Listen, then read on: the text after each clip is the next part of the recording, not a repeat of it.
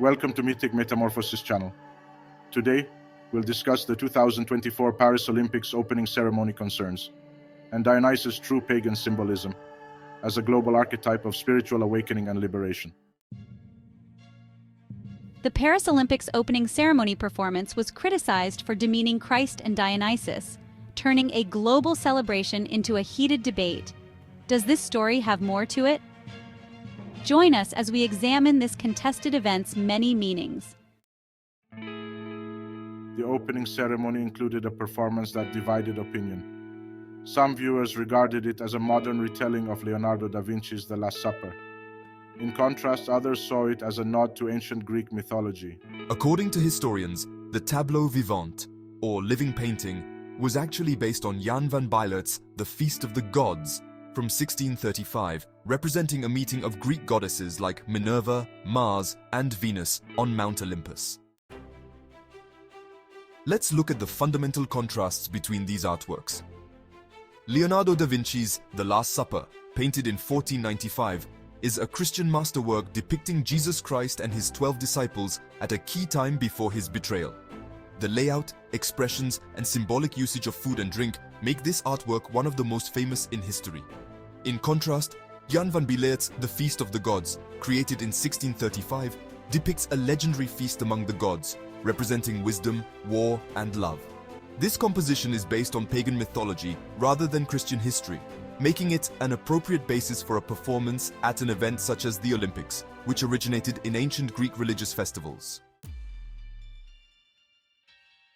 Despite historians' explanations, the performance's visual parallels to The Last Supper, such as the large table and figure arrangement, could not be missed. This created a controversy about whether the ritual was an innocent artistic interpretation or culturally inappropriate conduct that unintentionally offended religious symbols. The backlash was immediate and severe. Public leaders and religious groups strongly criticized the performance, asserting that even unintentional associations with sacred images should be handled with care. This incident underscores the delicate balance between creative freedom and respect for deeply held cultural and religious beliefs, highlighting the complexities of artistic interpretation. Interestingly, the issue drew attention to Dionysus, a character who is often misinterpreted in modern times. Today, Dionysus is often linked with drinking and debauchery, although his original symbolism was far more complex. Dionysus was the god of wine, but he also symbolized the deliberate transformation of sexual energy, spiritual ecstasy, and the elevation of the human soul. The benefits of Dionysian worship included sublimating sexual cravings, awakening consciousness, and reaching transcendental experiences through music and meditation, all contributing to spiritual growth. Conversely, the negative aspects, which we frequently emphasize today, involve sexual degeneration, infrasexual practices, and the use of drugs and alcohol for hypnotic enjoyment. Understanding Dionysus's dual facets is crucial, especially considering the transformation of his image over different historical periods. Originally, Dionysus indicated the path to spiritual enlightenment, but humanity's misconception has turned him into a symbol of extravagance and debauchery. Thomas Joly, the creative director of the opening ceremony, defended his work, stating that the performance was not intended to be subversive or insulting.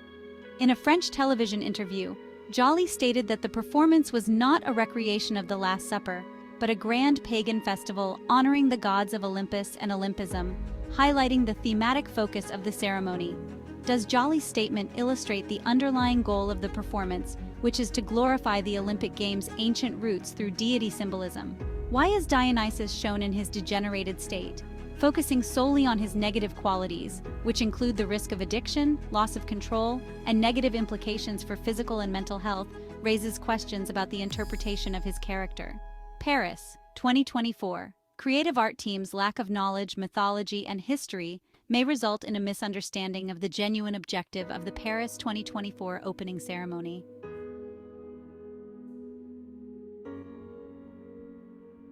Finally, the Paris 2024 opening ceremony has ignited a critical debate on the power and responsibility of art in today's society.